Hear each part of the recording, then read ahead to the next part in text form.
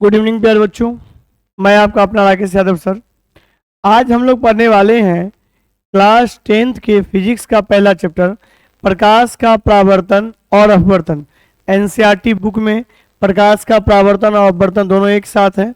बाकी जो other company के बुक है उसमें प्रकाश का परावर्तन अलग है, अपवर्तन अलग है। ठीक है, तो आज हम लोग पढ़ने वाले हैं प्रकाश का परावर्तन और अपवर्तन के इंपॉर्टेंट ऑब्जेक्टिव को। आइए देखते हैं हम लोग ऑब्जेक्टिव क्वेश्चंस। पहला क्वेश्चन है, जिस भौतिक कारक के कारण हम किसी वस्तु को देख पाते हैं उसे हम क्या कहते हैं? जिस फिजिकल फैक्टर के कारण हम किसी वस्तु को देख पाते हैं उसे हम लोग क्या कहते हैं? प्रकाश। यानी प्रकाश की उपस्थिति में ही हम किसी वस्तु को क्या कर पाते हैं? देख पाते हैं। अगला क्वेश्चन है, किस घटना में आपतन कोण और परावर्तन कोण हमेशा बराबर होता है? तो होता है प्रकाश का परावर्तन। हम लोगों ने पढ़ा था कि आपतित किरण, परावर्तित किरण और ये बीच का क्या होता है? अभिलंब होता है। यहाँ पे आपतन कोण, यहाँ क्या होता है? आपतन कोण, यहाँ परावर्तन कोण, दोनों क्या होता है? बराबर होता है। तो किस में होता है? प्रकाश के परावर्तन में होता है। ठीक है, चलिए आगे देखते हैं हम लोग। अगला है, कांच का चटका हुआ भाग, चटका हुआ मतलब कांच का टूटा हुआ भाग चमकीला दिखाई देता है किस घटना के कारण? कांच का यानी शीशा का फूटा हुआ जो भाग है वो चमकीला दिखाई देता है किस कारण? प्रकाश के पूर्ण आंतरिक परावर्तन के कारण, यानी टोटल इंटरनल रिफ्लेक्शन के कारण। ठीक है, अगला है, प्रकाश की चाल होती है, प्रकाश की चाल कितनी होती है? 3 गुना 10⁻8 मीटर प्रति सेकंड। जो भी ऑब्जेक्टिव में पढ़ा रहा हूँ मेरे द्वारा जब चैप्टर का एक्सप्लेनेशन किया गया था उसी से सारा ऑब्जेक्टिव है। आप उस वीडियो को भी देख सकते हैं। अब देखिए क्या है, एक उत्तल दर्पण ऐसा प्रतिबिंब बनाता है जो हमेशा क्या होता है? आभासी, छोटा और सीधा। यानी एक उत्तल दर्पण ऐसा प्रतिबिंब बनाता है जो हमेशा क्या होता है? आभासी, छोटा और सीधा। अगला देखिए, प्रकाश किसका रूप है? तो प्रकाश किसका रूप है? हम लोगों ने जब चैप्टर पढ़ा था तो हम लोगों ने देखा कि प्रकाश एक प्रकार की क्या है? ऊर्जा है। ठीक है, तो यहाँ क्या दिया हुआ है आंसर? ऊर्जा का। ठीक है, चैप्टर का एक्सप्लेनेशन देखिएगा, पूरा समझ में आएगा। प्रकाश गमन करती है, प्रकाश जो है वो एक सीधी रेखा में गमन करती है।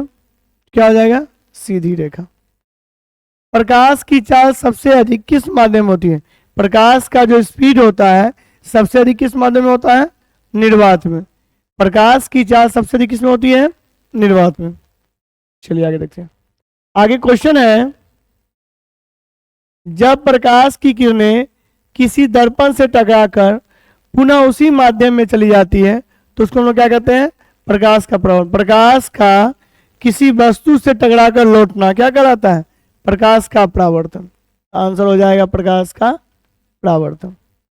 प्रकाश की चाल सबसे पहले किसने ज्ञात किया? तो प्रकाश का जो स्पीड होता है सबसे पहले डेनिस के एक वैज्ञानिक थे, ओले रोमर, उन्होंने किया था। आंसर क्या हो जाएगा? रोमर। इनका पूरा नाम था ओले रोमर। ठीक है, चलिए आगे देखिए। आगे क्वेश्चन है, प्रकाश किस प्रकार का तरंग है? हम लोगों ने जब चैप्टर पढ़ा, मेरे द्वारा जब चैप्टर पढ़ाया गया था तो उसमें बताया गया है कि प्रकाश कौन सा तरंग है? ट्रांसवर्स वेव यानी अनुप्रस्थ तरंग है। प्रकाश क्या है?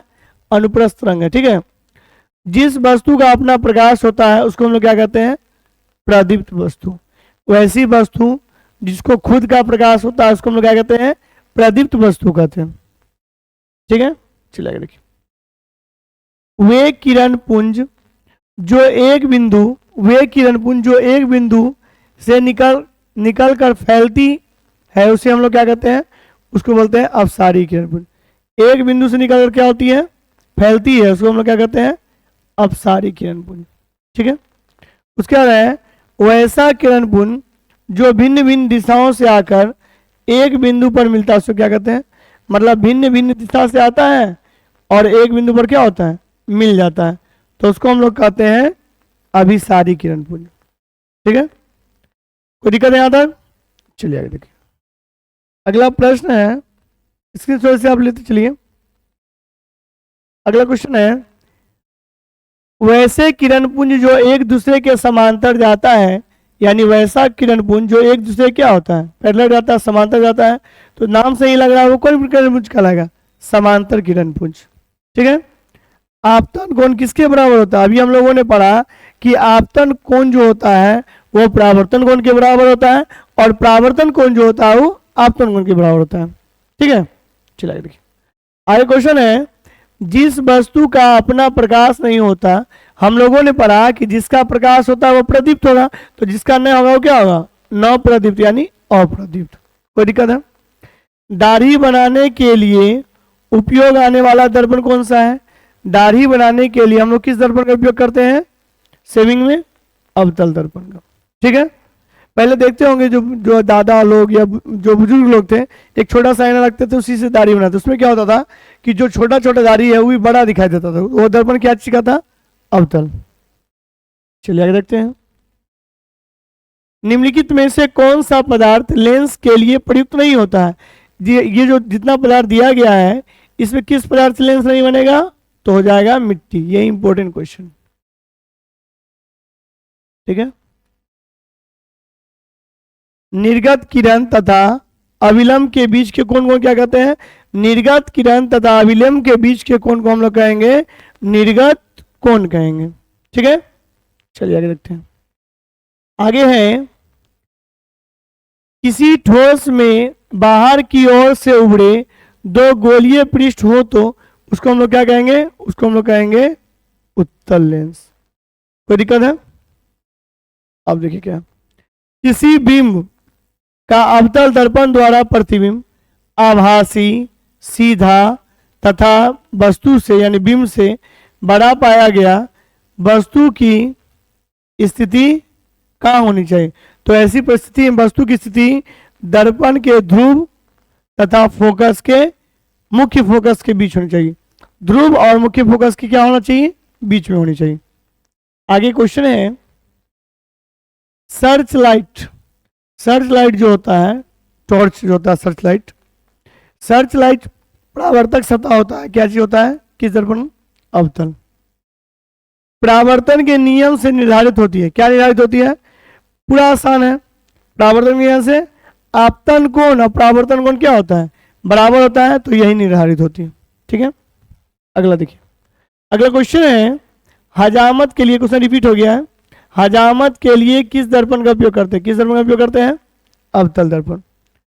लेंस में मुख्य फोकस की संख्या कितनी होती है, ये इंपॉर्टेंट क्वेश्चन है। लेंस में मुख्य फोकस की संख्या कितनी होती है, लेंस में मुख्य फोकस की संख्या कितनी होती है, 2 होती है। देखिए आई क्वेश्चन है, किसी माध्यम में अपवर्तनांक म्यू का मान होता है, हम लोग पढ़े हैं म्यू बराबर क्या होता है, साइन आई बटे साइन आर। आंसर हमारा हो जाएगा ऑप्शन ए। प्रकाश के अपवर्तन के कितने नियम है, प्रकाश के परावर्तन और अपवर्तन दोनों के 2 ही नियम है, कितना होगा, ऑप्शन बी। ठीक है, क्वेश्चन में कहीं कोई डाउट, पूरा इजी तरीका से बताया जा रहा है क्वेश्चन आपको। अब देखिए, वस्तु से छोटे और आभासी प्रतिबिंब इसमें से किस दर्पण से प्राप्त होता है, दिया गया जो दर्पण है इसमें किस दर्पण से वस्तु का छोटा और आभासी प्रतिबिंब होता है, तो वो है हमारा उत्तल दर्पण। ठीक है, अब देखिए क्या, उत्तल दर्पण में किस प्रकार का प्रतिबिंब बनता है, तो उत्तल दर्पण में जो है वो प्रतिबिंब बनता है आभासी प्रतिबिंब। उत्तल दर्पण में प्रतिबिंब कैसा बनता है, आभासी प्रतिबिंब बनता है। ठीक है, चलिए आगे देखिए। उसके बाद है, समतल दर्पण द्वारा क्या बनते हैं, तो समतल दर्पण द्वारा आभासी प्रतिबिंब बनते हैं। समतल दर्पण द्वारा कैसे प्रतिबिंब बनते हैं, समतल दर्पण द्वारा आभासी प्रतिबिंब बनते हैं। ठीक है, अब देखिए, वस्तु से छोटा प्रतिबिंब बनता है, वस्तु का जो साइज है उससे छोटा प्रतिबिंब किस दर्पण में बनता है, तो वस्तु से छोटा प्रतिबिंब बनता है उत्तल दर्पण में। ठीक है, क्वेश्चन में कहीं कोई डाउट, किसी प्रकार के समझने में कोई दिक्कत, तो आप कहने पूछ सकते हैं। चलिए आगे देखिए, प्रकाश क्या है, हम लोगों ने पढ़ा है प्रकाशिक प्रकार की ऊर्जा, लेकिन यहाँ क्वेश्चन क्या है, प्रकाश क्या है, कणों का प्रवाह है, नहीं है। ताप क्रम बढ़ाने वाली ऊर्जा, ये भी नहीं है। अब क्या है, आंखों को प्रभावित करने वाली ऊर्जा। प्रकाश क्या है, आंखों को प्रभावित करने वाली ऊर्जा है, यानी ऑप्शन हमारा हो जाएगा इसमें बी। सॉरी, ऑप्शन क्या हो जाएगा, बी। जिस दर्पण में प्रतिबिंब सीधा आकार के बराबर हो वह दर्पण कौन सा हो जाएगा, वह दर्पण हो जाएगा आपका प्लेन मिरर यानी समतल दर्पण। ठीक है, चला के देखते हैं। आगे है, एक गोलीय दर्पण की वक्रता त्रिज्या कितनी है, 40 है, तो उसकी फोकस दूरी क्या होगी, एफ बराबर होता है R/2 यानी 40/2, तो आंसर हो जाएगा 20 यानी ऑप्शन सी। ठीक है, उसके बाद है, किसी उत्तल लेंस के सामने 2f1 और अनंत के बीच कोई बिंब यानी कोई वस्तु रखा हो तो उसका प्रतिबिंब जो है कैसा बनेगा, वास्तविक बनेगा, उल्टा बनेगा और वस्तु से छोटा बनेगा, यानी ऑप्शन ए। ठीक है, चलिए आगे देखते हैं। आगे क्वेश्चन है हमारा, मुख्य अक्ष दर्पण के ध्रुव पर, मुख्य अक्ष जो होता है दर्पण ध्रुव पर कैसा होता है, दर्पण के ध्रुव पर अभिलंब है। कई लेंसों से बने एकल लेंस की उपयोगिता क्या चीज में है, सूक्ष्मदर्शी के लेंस में। क्या चीज में है, सूक्ष्मदर्शी के लेंस में। आगे है, उत्तल दर्पण में बनने वाले प्रतिबिंब की प्रकृति कैसी होती है, आभासी। उत्तल दर्पण में जो बनने वाले प्रतिबिंब है उसकी प्रकृति कैसी होती है, आभासी। अब देखिए, फोकस पर अभिसारित करने वाले किरण पुंज परावर्तन के बाद समांतर किरण पुंज किस दिशा में बदल जाता है, तो ये होता है अवतल दर्पण में, उत्तल दर्पण, यानी ऑप्शन सी दोनों होगा। ठीक है, चलिए आगे देखिए। आगे क्वेश्चन है हमारा, वास्तविक वस्तु का आभासी प्रतिबिंब बनता है, किसमें बनता है, समतल, अवतल, उत्तल, यानी इनमें से सभी दर्पण। तेल लगा कागज होता है, तेल लगा जो कागज होता है वो क्या होता है, पारभाषक होता है। ठीक है, चलिए आगे क्वेश्चन है हमारा, एक अवतल दर्पण में वस्तु की स्थिति, एक अवतल दर्पण में वस्तु की स्थिति ध्रुव और फोकस के बीच है, तो इसका प्रतिबिंब क्या होगा, कैसा होगा, काल्पनिक होगा और बड़ा होगा। कैसा होगा, काल्पनिक और बड़ा। डायोप्टर उस लेंस की क्षमता होती है जिसकी फोकस दूरी कितनी होती है, 1 मीटर। तो दिक्कत है, एक डायोप्टर उस लेंस की क्षमता होती है जिसकी फोकस दूरी कितनी होती है, 1। चलिए आगे देखते हैं। क्वेश्चन नंबर 45, यदि आपतन कोण आई और परावर्तन कोण क्या होता है, यहाँ लिखना चाहिए था, परावर्तन कोण आर हो तो क्या हो जाएगा, आई बराबर आर। क्या कि हम लोग जानते हैं कि आपतन कोण जो होता है हमेशा किसके बराबर होता है, परावर्तन कोण के। ठीक है, अगला क्वेश्चन है, किसी एफ के फोकस दूरी लेंस की क्षमता हो तो लेंस की क्षमता क्या होती है, 1/f। और किसी लेंस का देखिए एफ एम क्या है, एफ एम की फोकस दूरी लेंस की क्षमता क्या होगी, लेंस की क्षमता क्या होती है, तो जो 1/f या मीटर में जो भाग होगा उसको लिखेंगे। आगे देखिए, हवा में टंगी वस्तु को पानी के अंदर पानी की सतह में लंबवत देखने पर वस्तु का प्रतिबिंब वस्तु से होगी, कैसी होगी, अधिक दूर होगी। ठीक है, एफ बराबर क्या है, तो फॉर्मूला होता है बराबर R/2, तो इसमें हो जाएगा आपका अवतल में भी हो जाएगा, उत्तल में भी हो जाएगा, तो ऑप्शन हो जाएगा डी, यानी दोनों में। ठीक है, क्वेश्चन में कहीं कोई डाउट है तो आप कमेंट में पूछ सकते हैं। ठीक है, चलिए आगे देखते हैं। आगे क्वेश्चन है, किसी बिंब का वास्तविक तथा समान साइज, किसी बिंब का यानी वस्तु का वास्तविक तथा समान साइज का प्रतिबिंब प्राप्त करने के लिए बिंब को उत्तल दर्पण के सामने कहाँ रखना होगा, तो उत्तल दर्पण के सामने रखना होगा दूसरे 2f पे। मोटर गाड़ी का पार्श्व दर्पण यानी साइड मिरर किसका होता है, उत्तल दर्पण का। कोई दिक्कत है, चलिए आगे। अगला क्वेश्चन है, हीरे का अपवर्तनांक ये तो याद ही होगा, वो इंपॉर्टेंट क्वेश्चन भी है। हीरे का अपवर्तनांक कितना होता है 2.42। अल्कोहल का अपवर्तनांक कितना होता है 1.36। ठीक है, चलिए आगे देखते हैं। आई क्वेश्चन है हमारा, एक अवतल दर्पण में ध्रुव P फोकस F के बीच रखी वस्तु का प्रतिबिंब कहाँ बनेगा, कैसा बनेगा, बड़ा बनेगा और आभासी बनेगा।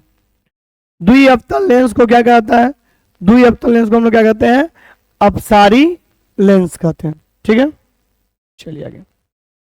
अगला है, सिनेमा के पर्दे पर किस प्रकार का प्रतिबिंब होता है। सिनेमा का जो पर्दा है उस पर कैसा प्रतिबिंब बनेगा, सिनेमा में जो पर्दा पे हम लोग फिल्म वगैरह देखते हैं वो प्रतिबिंब कैसा होता है, रियल इमेज होता है, यानी वास्तविक प्रतिबिंब होता है।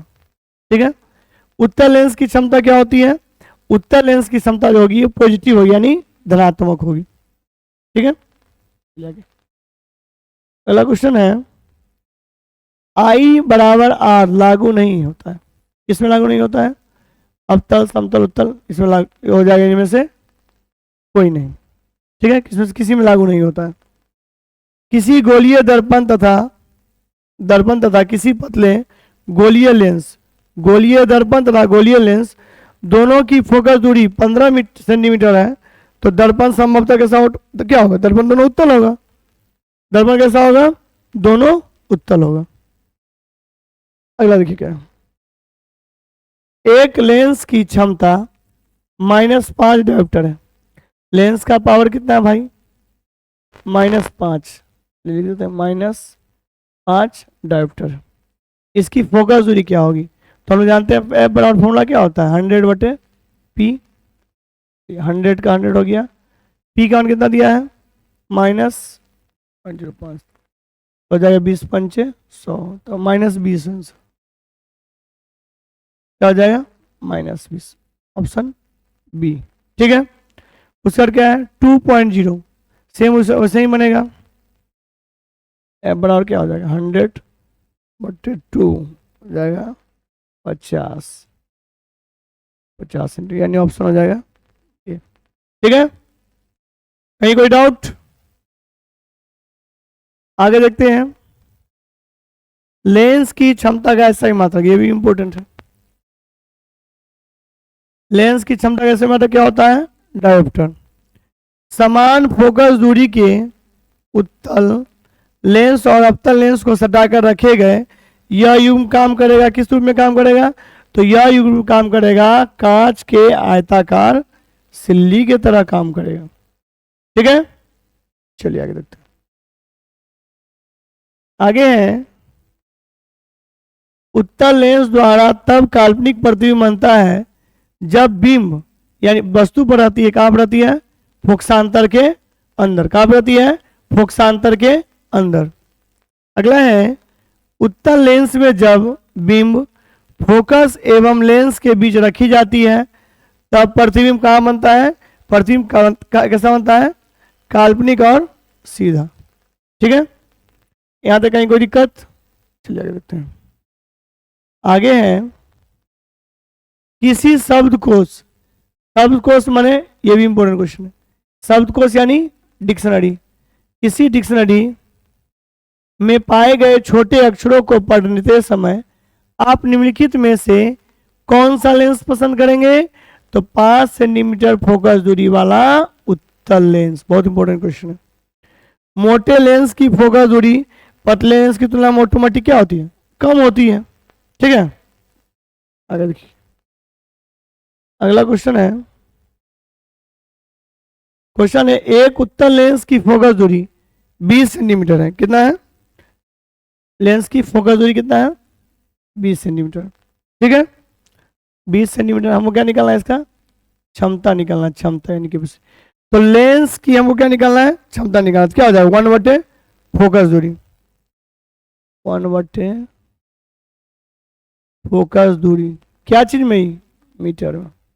ठीक है, 1/, फोकस दूरी क्या है, मीटर में 20, तो 100 मीटर में सेंटीमीटर में क्या हो जाएगा 100, तो हो जाएगा 100 ऊपर 20 नीचे, 20 पंचे 100, ऑप्शन सी हो जाए। ठीक है, कोई दिक्कत? देखिए क्या है? किसी लेंस के प्रकाशीय केंद्र से होकर गुजरने वाली किरणों के पथ के अपवर्तन के बाद, अपवर्तन के बाद क्या होता है? विचलन होता है। क्या हो जाता है? विचलन। ठीक है, आगे देखते हैं। आगे है क्रांतिक कोण, क्रिटिकल एंगल, सघन माध्यम में आपतन कोण, यही हो गया उसका ऑप्शन। मृग मरीचिका, भाई मरीचिका जो, तो उसका कारण किसके कारण होता है?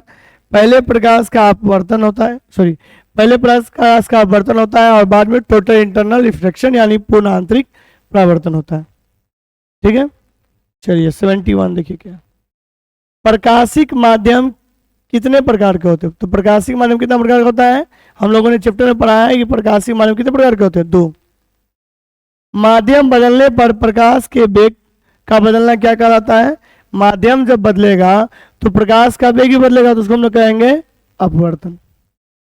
चलिए आगे, आगे है अवतल लेंस वास्तविक वस्तु का हमेशा क्या होता है? आभासी प्रतिबिंब बनाता है। कांच की सिल्ली, ये भी इंपॉर्टेंट है। कांच की सिल्ली पर वाली प्रकाश की किरण में पैदा होती, कांच सिल्ली होगा ना, कांच सिल्ली पर वाली प्रकाश किरण में पैदा होती है, क्या होती है? पाव विस्थापन। किसमें पैदा होती है? पाव विस्थापन। अगला क्वेश्चन है टॉर्च से किस प्रकार के प्रकाश पुंज यानी किरण पुंज की प्राप्ति हो? क्या हो जाएगा? समांतर किरण पुंज।